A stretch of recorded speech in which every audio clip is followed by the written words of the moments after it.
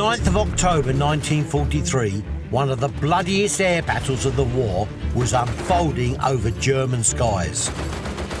Over 300 fighters were attacking the flying fortresses of the American 1st Air Division, who were on a daylight bombing raid to Anklam, East Germany. The men on the aircraft that flew that day were seasoned combat crews. They thought later this is some of the hardest combat they'd ever fought in. It was one of the first times the American planes from the 8th Air Force had been able to strike this far into the Nazi homeland. New modifications to the fortress meant that they could now travel much greater distances, but it also presented them with a new problem. You know, the disadvantage of long-range bombing missions meant that the friendly escort fighters simply couldn't keep up with you with their smaller fuel tanks, so you were literally flying without their protection. This is the remarkable true story of 10 men in one of those flying fortresses, a plane called Lightning Strikes. By the end of the mission, 3/4 of the bomber group were either destroyed or badly damaged, and 50 men never made it back. They were the ragged Irregulars of Bassingbourne.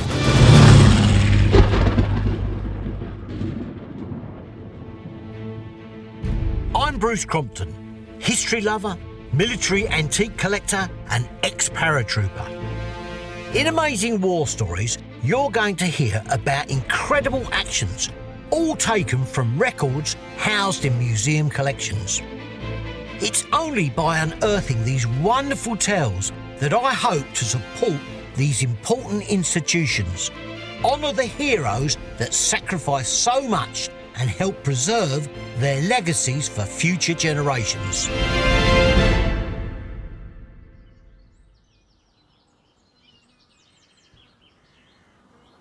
In my mind, there is no better place than England in the summer. One of my favourite places to relax is a little-known airdrome called Old Buckingham Airfield in Norfolk. During the war, it was home to an 8th Air Force bomber squadron. And for those of you who are old enough to know, you'll be amazed to discover that 2 Hollywood legends served there, Jimmy Stewart and Walter Matthau. All through the day, you can sit on the terrace outside the cafe and watch vintage planes come and go. It's lovely, and you really get a feel of what it must have been like during that period. But there's another reason I love to visit. There is a fantastic museum there dedicated to the men that flew from the base. It's run by an old friend of mine, Jim Clary, and if you get the chance, you really must visit. Details on how to find it are on our website and show notes. Anyway, as I was watching the Spitfire come in and land, Jim sat down next to me and told me some sad news. A museum dedicated to the 8th Air Force 91st Bomber Group had closed. The collection and those amazing stories of heroism had been lost to the public. He wondered if there was anything we could do. 91st Bomber Group, based at Bassingbourne, Hertfordshire, was a particularly famous group for a number of reasons. The public at the time had heard about them because it was home to the famous flying fortress, the Memphis Belle. The 91st Bomber Group has one of the most interesting nicknames amongst the Air Force and was known as the Ragged Irregulars of Bassingbourne. This nickname came about simply because their numbers were so depleted on missions over Europe that at times they only had enough aircraft to help other groups fill the gaps in their formations.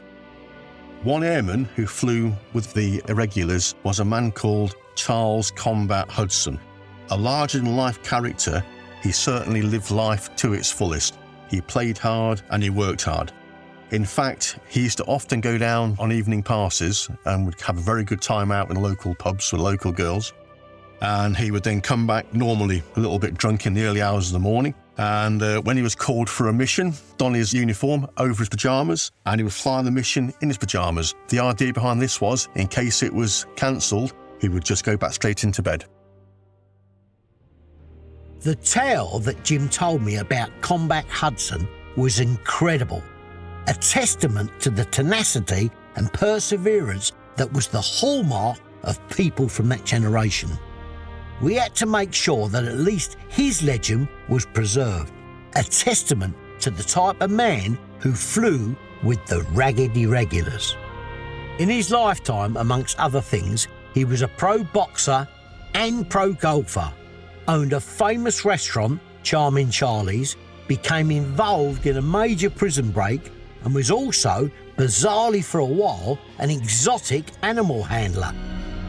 But it was his story about his exploits on board a B-17 Flying Fortress called Lightning Strikes on a fateful mission on October 1943 that will stay with me forever.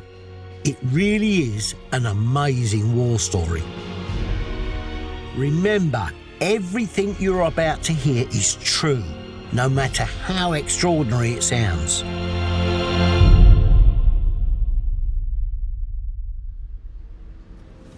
In the early hours of the 9th of October, the moon shone coldly over the airfield at Bassingbourne, but there was anything but quiet at the airbase. 17 fortresses of the 91st Bomber Group stood on the apron, each a swarm of activity, as men loaded ordnance, winched extra fuel tanks into the bomb bays and made sure each of the machine guns were fully loaded. Inside the nearby buildings, the bomber crews were undergoing their mission briefing.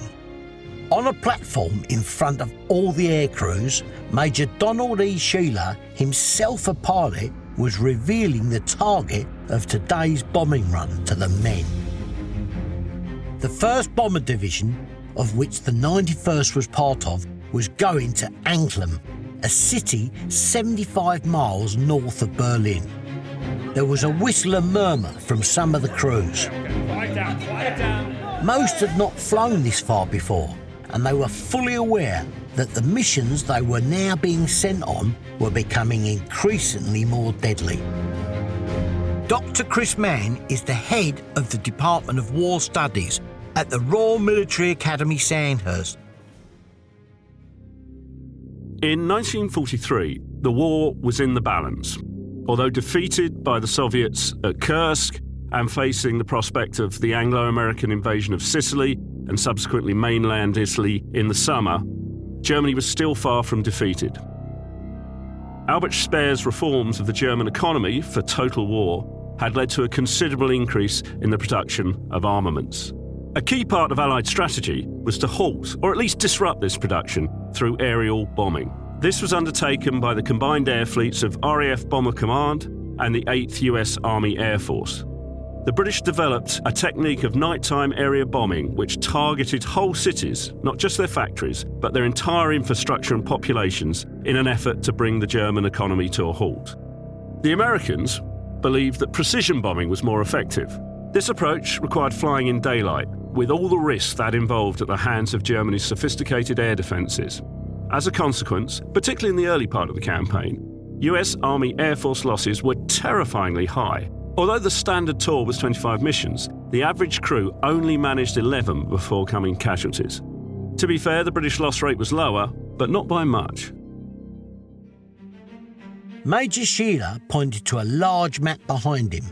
The main target, a Focke-Wulf aircraft component plant, was 600 miles away, a total round trip of 1,200 miles, which would take them over the North Sea, Denmark, the Baltic Sea and northern Germany, and then all the way back again.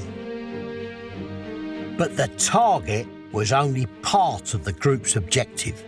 They were to be bait for the German fighters and hopefully draw them away from the other bomber divisions who were attacking more valuable targets further to the east. As Sheila mentioned this part of the plan, there were more grumbles and catcalls from the men. Over East Germany. Oh, jeez. Hey, you coming too, sir? Not only that, in order to make the bombers even more enticing to the enemy planes, the group was instructed to fly at 12,500 feet, well within the height window of the German fighters. As you can imagine, the men erupted at this order. Command knew that fighter support for a mission like this would be limited. The P-47 Thunderbolts, P-38 Lightnings and RAF Spitfires that would normally accompany them couldn't match the range of the newly modified B-17s. So for long periods the entire division would be on its own and extremely vulnerable. Major Robert Paley is the official historian for the US 100th Air Force Refuelling Wing, known as the Bloody 100th. They were first activated as a heavy bomber group in June 1942 and were part of the 8th Air Force flying B-17s from Newton Abbot in Norfolk, England. Flying a B-17 is nothing like the heavy bombers of today. Although they look large compared to modern planes, they didn't hold many bombs. They were in fact very cramped and were very difficult to get in and out of. It's one of the reasons why the 8th lost so many men. Once a plane was going down, more often than not, you went down with it.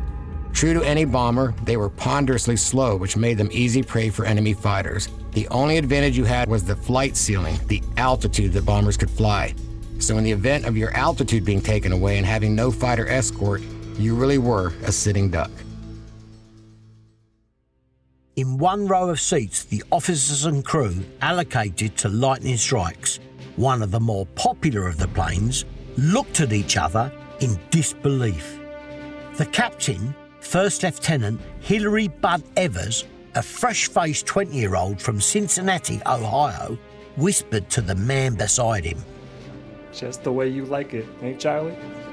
Second Lieutenant Charles Hudson was a tough-looking guy who grew up around an airfield in California. He had a smile that could win women's hearts and a fist that could silence his detractors. The crew were glad to have him on their side, even though this was only to be his 4th mission. I wouldn't have it any other way, bud.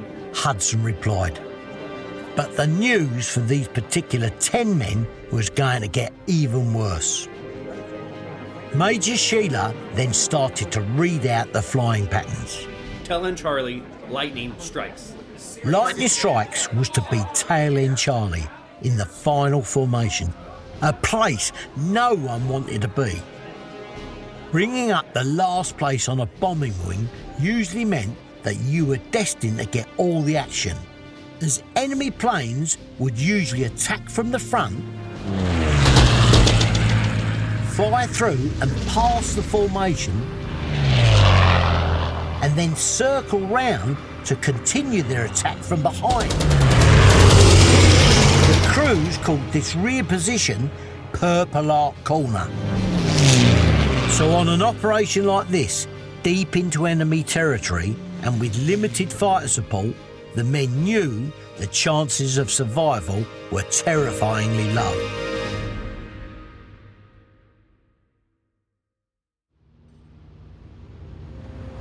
At 7 a.m, the crew went to their aircraft and started to load up. After you, bud. Each bomber had 10 men on board, 4 flight officers, a pilot, co-pilot, navigator and bombardier, and 6 crew who manned the guns, including a ball turret gunner underneath the plane, a tail gunner and a top turret gunner. The Lightning Strike's fortress had also recently been modified by the engineers, with 2 front-facing 50 cals for the bombardier.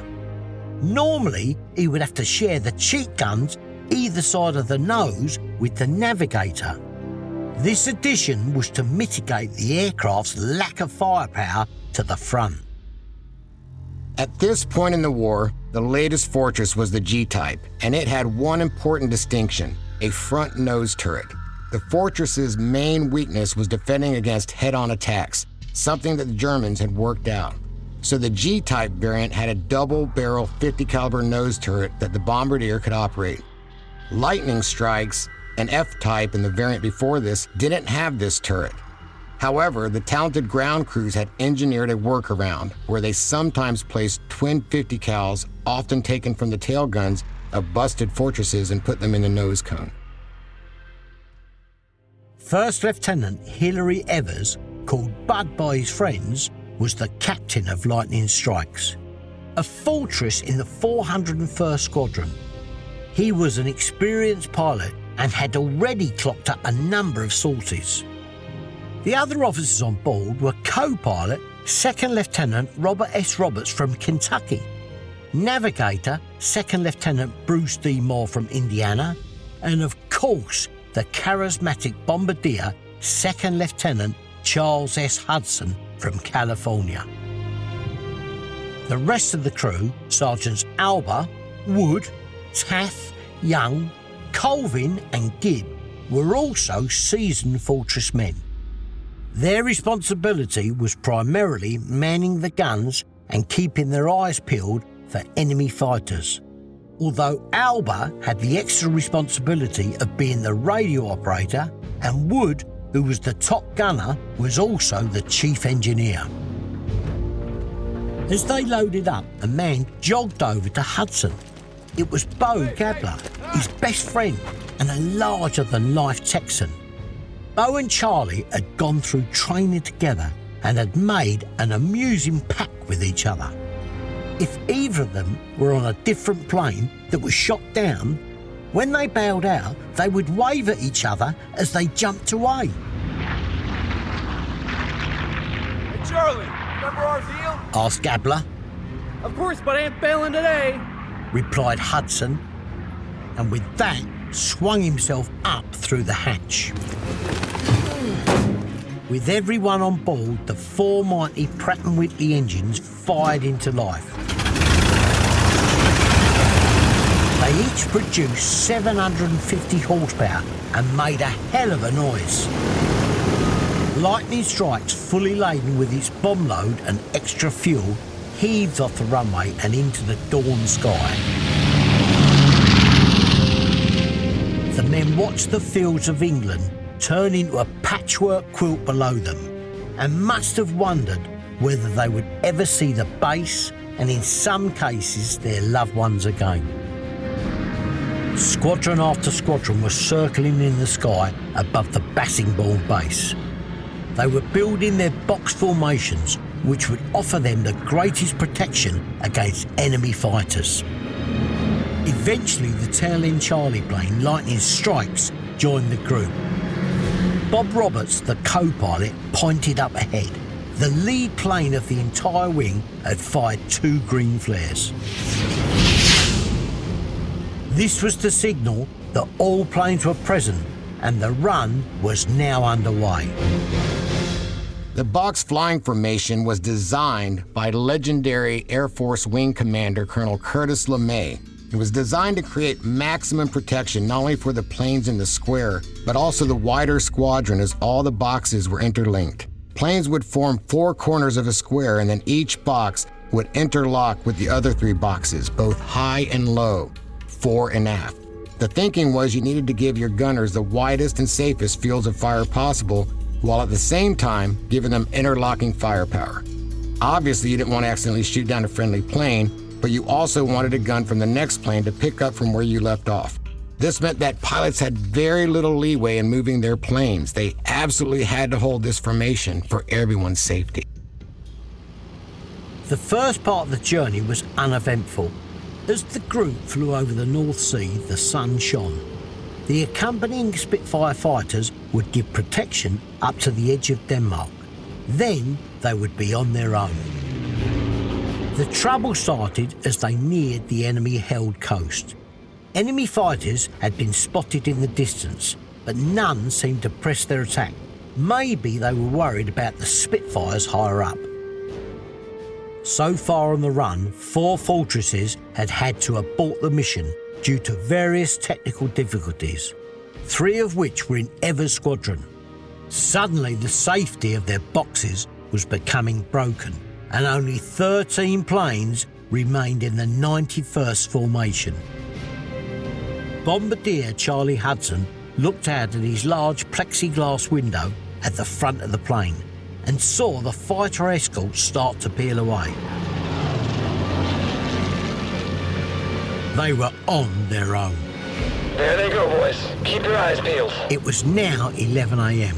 The planes were nearing enemy-dominated airspace as they crossed over Denmark towards the Baltic Sea. Bud told the men to hang tight. Things were going to get hairy. He wasn't wrong. Major Shealer's voice crackled over the radio from the lead plane. An enemy squadron of Focke-Wulf 190s was seen, closing into their position fast. The German attack had begun.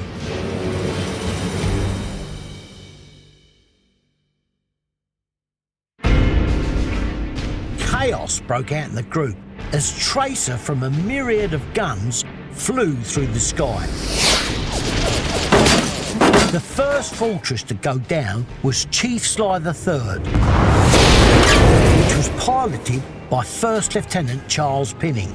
Evers and the crew watched in horror as the plane drifted out of formation and started its slow death spiral to the ground. All American eyes searched to see if any parachutes emerged from the stricken fortress, but none did. Although there were several ways out of a fortress, including jumping through the bomb bay doors if they were open, it was virtually impossible if the plane was in a spin.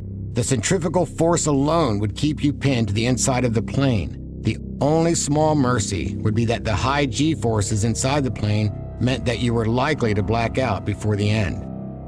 It was a truly terrible way to go, and almost as bad for the men watching. Everyone had been instructed to spot friendly planes going down and to count the parachutes so that the Air Force had records of where men were missing or killed in action. But it was also a stark reminder to the men of what their fate could be.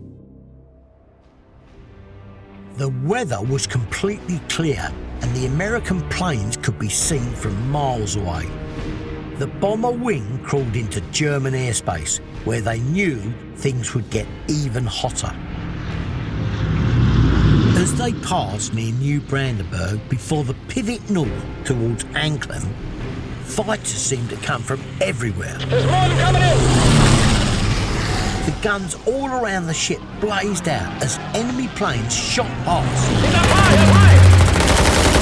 They had never seen anything like it. I see him, I see him! The intercom was alive with sightings. Messerschmitt 109s, 110s, 410s, Focke-Wulf 190s, Junkers 88, Heinkels and Dorniers. Even Stuka dive bombers had a go. It seemed the entire Luftwaffe had been sent to get them. Down 109 speaker to the right! The gunners called out the positions of the attacking fighters to the rest of the crew. He's right below us! Literally hundreds of planes swarmed around the fortresses. Get him, Charlie! Sergeant Taft, the ball gunner, claimed a kill, I got one! as did the tail gunner, Sergeant Gibb.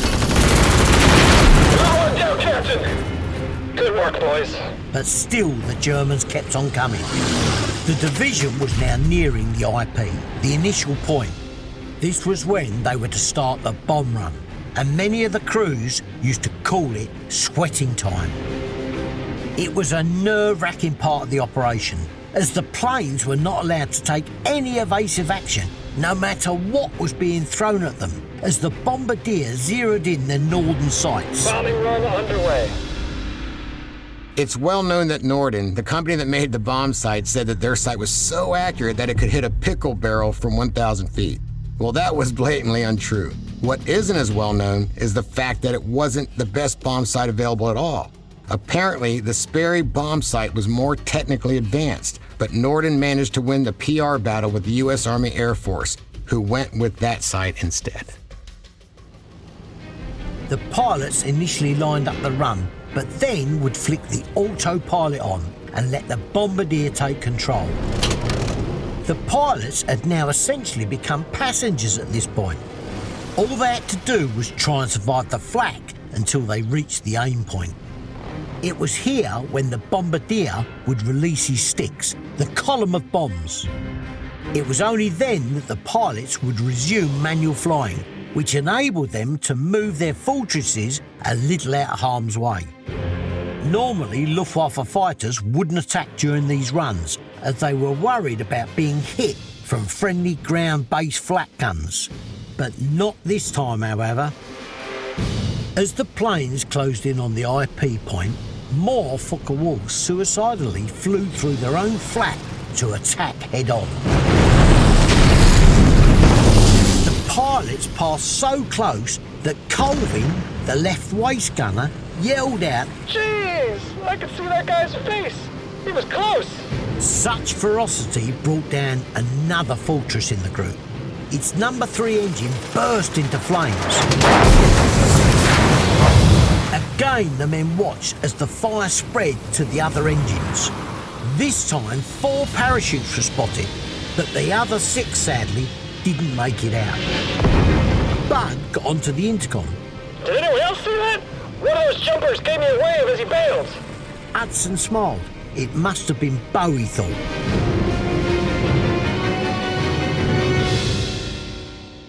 Meticulous record keeping is absolutely vital in war. Not only does it give commanders an understanding of enemy strengths and weaknesses, it forms the basis of telling loved ones what the fates of their children and partners were.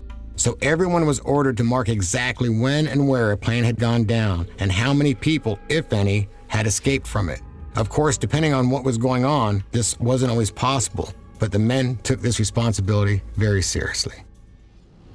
The formation had now reached the IP point, and Lieutenant Evers switched the plane onto autopilot. Over to you, Charlie. Charles Hudson had taken his place at the front of the aircraft and was peering intently through his northern bomb sight. And that's when hell erupted like a volcano around them. The flak guns had opened up. The small black and white clouds looked harmless enough from a distance, but once they got close, you realised how deadly they were. Flak shells were primed to explode at specific altitudes, spraying deadly hot metal that could rip through the thin skins of the bombers. A direct hit would be powerful enough to blow a wing clean off or cause the plane to instantly break up. As lightning strikes started its run, the enemy increased the intensity of its attacks. Co-pilot Bob Roberts said he hadn't seen anything like it. The German pilots were literally flying through their own flak and were using plane-mounted missiles to press their attacks. Another plane, the old standby, began to drift out of formation. The captain, Lieutenant James Judy, told the group his bomb doors wouldn't open and they had already lost their waist gunner, killed by a single shot from an enemy plane. Suddenly, there was a huge bang. Lightning strikes had been hit and smoke was billowing from the starboard outer engine. Bob Roberts shut it down, switched on the suppression fire system and feathered the prop. Meanwhile, Bombardier Charles Hudson ignored all of this and continued to be focused on his task, calmly relaying the progress of the run over the intercom. 1 minute to target. Meanwhile, the navigator, Bruce Moore, had grabbed one of the cheek guns and was firing at the approaching fighters. The crew of plane 42 3073 were in a fight for their lives, and they knew it. It must have seemed impossible that they could make it through such ferocious opposition.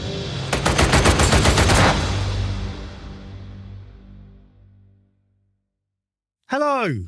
I hope you're enjoying this episode of Amazing War Stories. I'm Ed Sayer, co-founder and producer of this show, and I just wanted to tell you about our new website, amazingwarstories.com.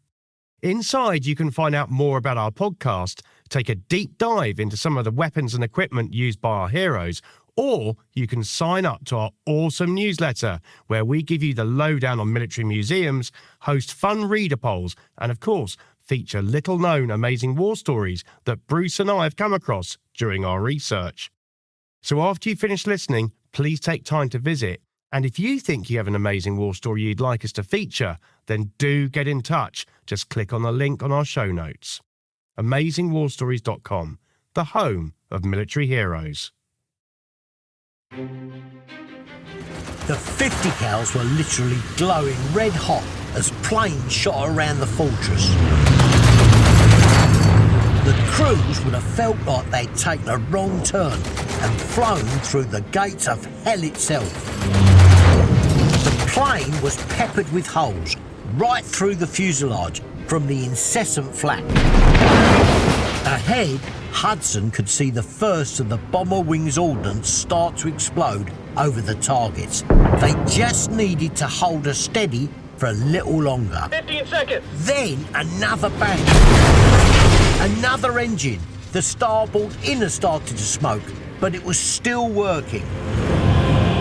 Eventually, after what must have seemed an eternity, Bombardier Hudson announced Bombs away. And after watching them fall to mark their impacts, he left from his seat and yelled, Let's get out of here. Gladly. Bud Evers didn't need any more persuading. Flicking the autopilot off, he pulled the plane round with the formation and started the homeward journey. Dropping your payload must have been in some sense a relief to the crew. They had done what they had been sent out to do, but they still had a perilous journey back, often being pursued by a relentless and vengeful enemy. The only benefit for the crews was that the planes were now devoid of their heavy cargo, and with the bomb bay doors closed, it meant that they could fly faster away from the target than when they approached it. But there was a problem. The bomb bay doors wouldn't close. The hydraulics must have been shot through from flak, coupled with the fact that they were without one engine and a second was at half power, they were at risk of dropping out of formation. Then, another 3 planes in the group quickly went down. But the crew were so busy shooting, they couldn't see if any of the men made it out. Lightning strikes shuddered as yet another fighter flew past. The air churned with flak. Suddenly, a yell was heard over the intercom. Hudson had been thrown violently back against the wall of the bombardier's compartment as bullets streaked through the nose of the aircraft. He had been hit in the arm, maybe from a bullet ricochet or a piece of steel from the aircraft. Whatever the cause, searing hot metal had shattered the bone in his wrist and had knocked him to the floor. Moore helped him to his feet. You okay, Charlie? Charlie shrugged him off Fine. and bellowed at him to back get your back to his goddamn gun. If they didn't keep shooting at those fighters, then they were all doomed. Administering some morphine, Hudson tucked his broken arm into the neck of his Mae West life jacket, sat back in his seat and kept on firing with the twin nose guns. He must have looked to sight, the yellow of his life jacket streaked crimson with his own blood. Meanwhile, the pilot and co-pilot were desperately trying to get lightning strikes back into formation. They knew that to be out on their own was certain death.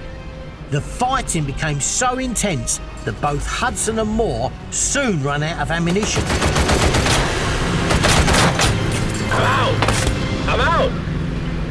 Navigator Bruce Moore left the front to get more rounds. To get to the spare ammunition, he had to work his way through the bomb bay and over a 4-inch gantry, with the bomb bay doors still stuck open wide. It must have been completely terrifying, especially as the captain was flinging the plane around.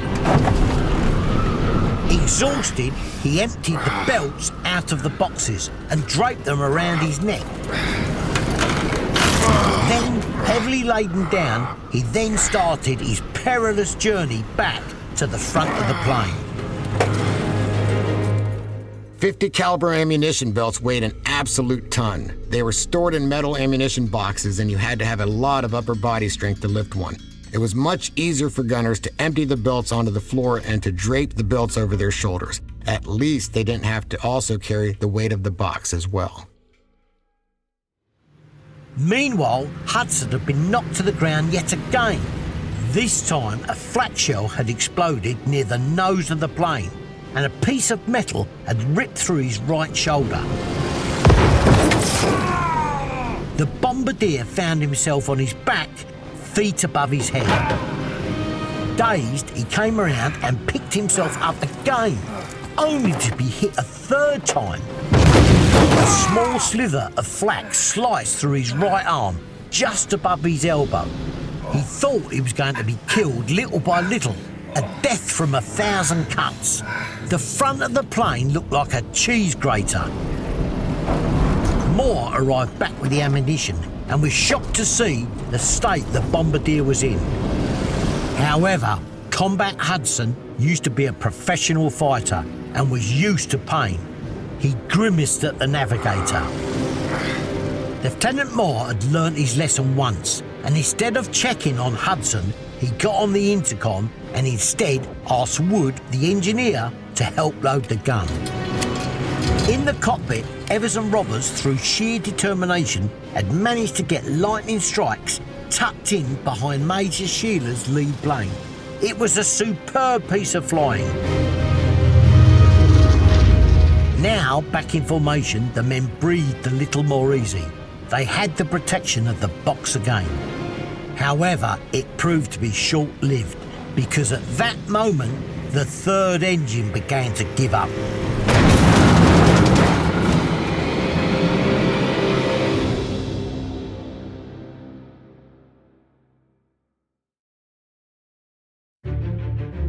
By now, as they neared the Baltic Sea, the flak had stopped, but the pursuit from enemy fighters continued.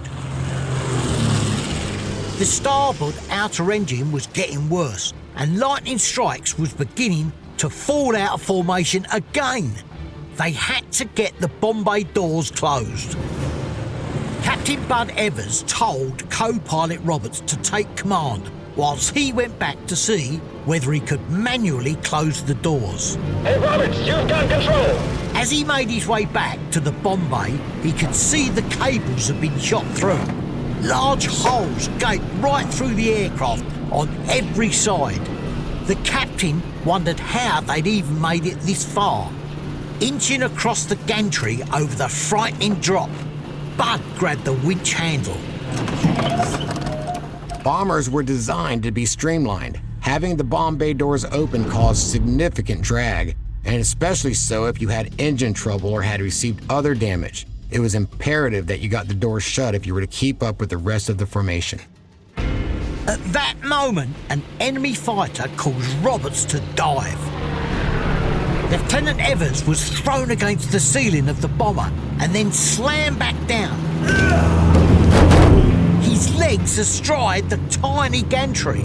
The pain in his groin was excruciating, but he would take that over plummeting out of the aircraft without a parachute into the void below.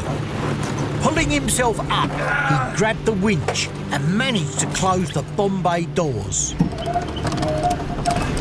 Slowly, Bud hobbled back to the cockpit and climbed painfully back into his seat. With number 3 engine spluttering, Captain Evers decided to shut it down in case it caught fire. Shutting down 3. Roger. With only 2 engines running, lightning strikes once again began to fall out of formation. They were losing a serious amount of speed and altitude. They had to get faster, otherwise they would be picked off by an enemy fighter for sure.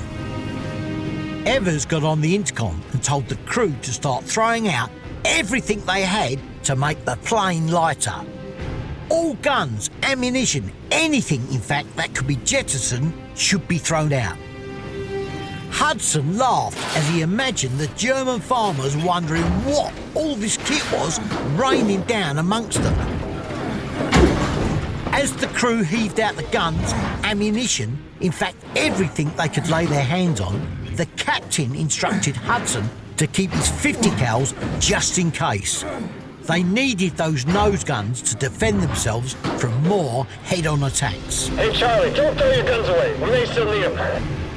Lightning strikes had reached the coast and was only 70 feet above the North Sea as it headed towards England. Combat Hudson slumped down in the nose as the double dose of morphine fully kicked in. As well as numbing the pain, the effects of the medicine made his world seemingly move in ultra-slow motion to him. Hazily, he looked out the port window, where he spotted enemy planes flying hard at them. Over the intercom, Ernest Colvin, the left waist gunner, called out, Two enemy planes approaching fast. Combat Hudson shook his groggy head. He couldn't give up just yet. As he clambered to his feet, he saw through the shattered plexiglass one fighter break off to pursue another B-17. The other kept straight at lightning strikes. The German fighter pilots worked out that the safest place to attack the B-17 was head-on. The reason being is because it was the only angle where the least amount of guns could be trained on them. Bearing in mind the troubled state lightning strike was in, the Germans probably figured that they had already thrown their guns overboard, so in theory, this was going to be an easy kill for them. Evans started to move the plane as much as he could, without losing too much speed.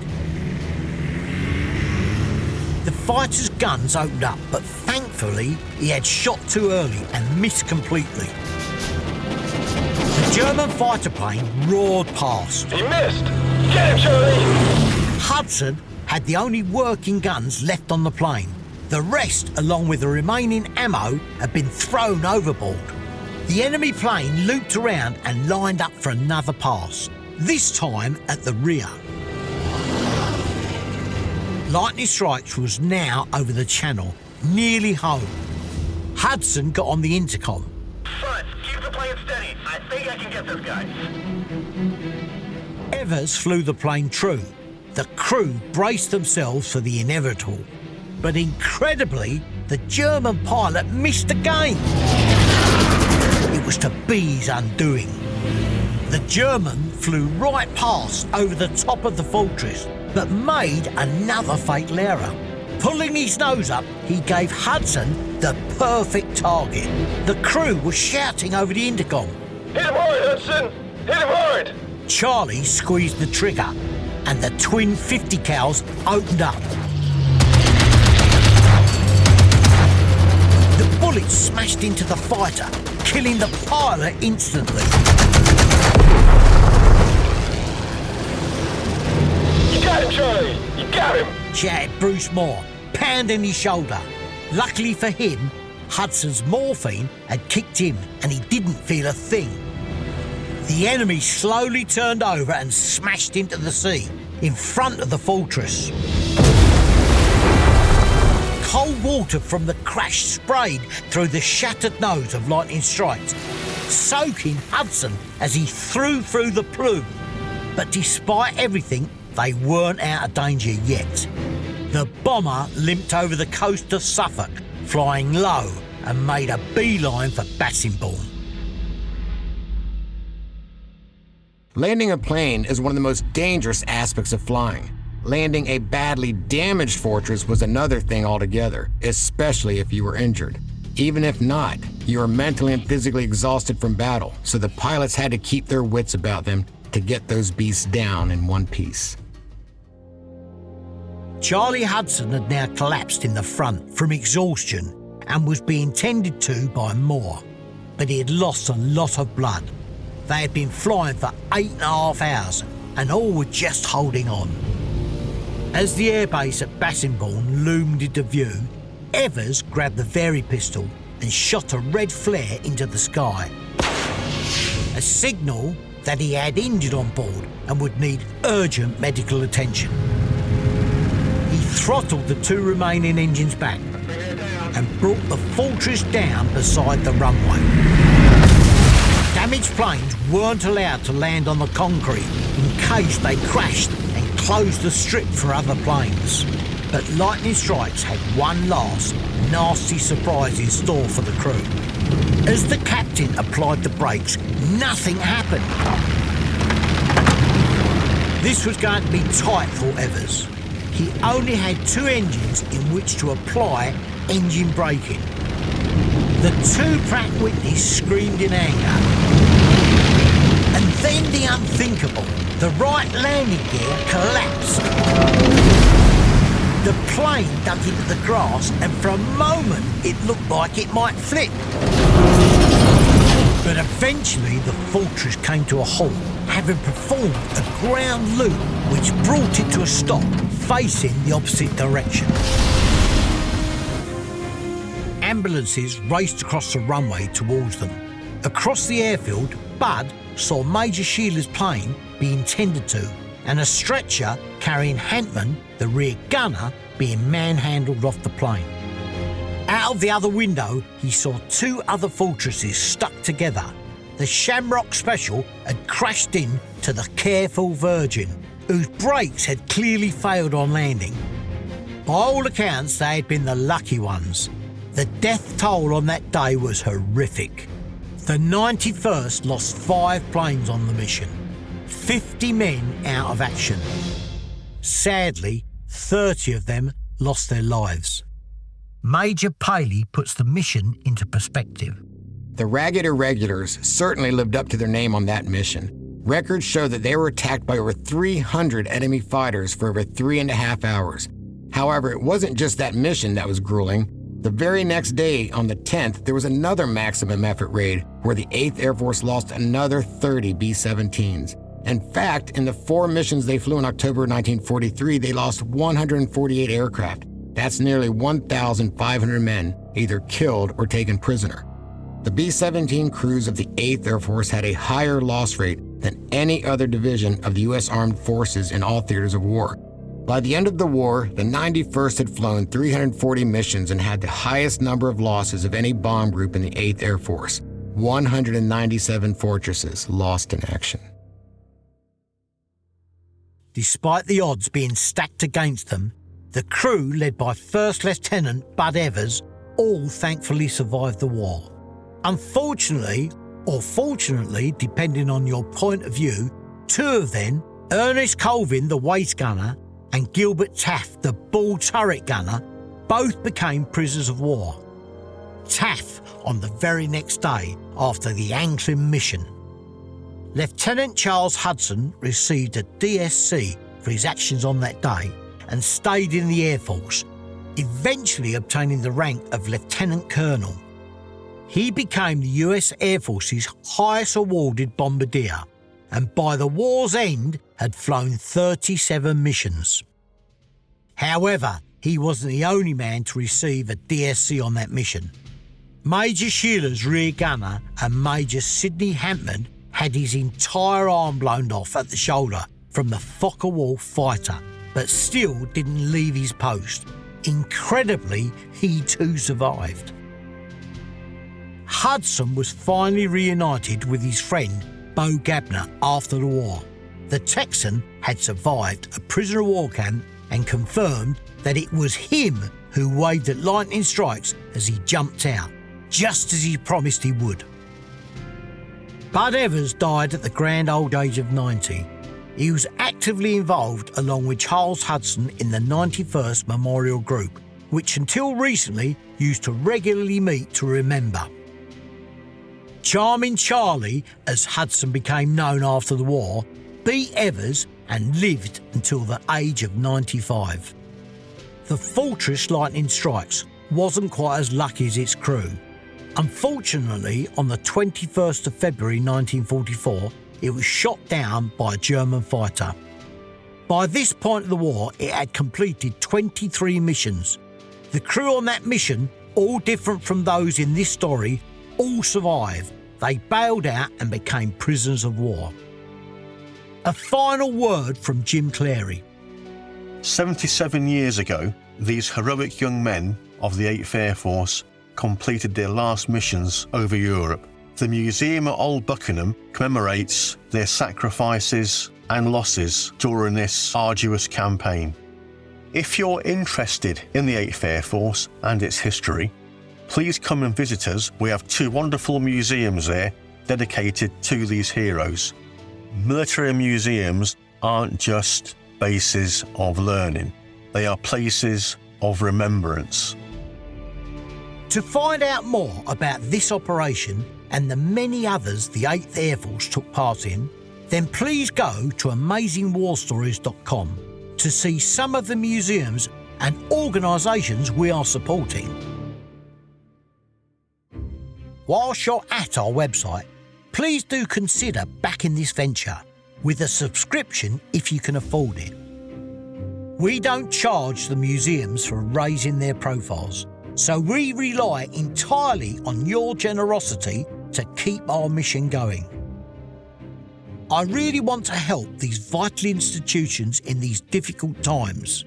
They've taken a financial battering, and I'm worried that if we're not careful, the important stories they hold will become locked away from the public forever.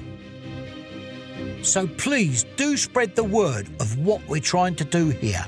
And if you can, please take the time to rate this podcast, as it helps to be discovered by new listeners. One final thing, a word of thanks to the people, museums and organisations who free of charge gave up their time to help me tell this story. This episode of Amazing War Stories was researched, written and produced by Ed Sayer. The associate producer is Lois Crompton. Sound design and 3D mastering is by Vaudeville Sound, and the music is by Extreme Music.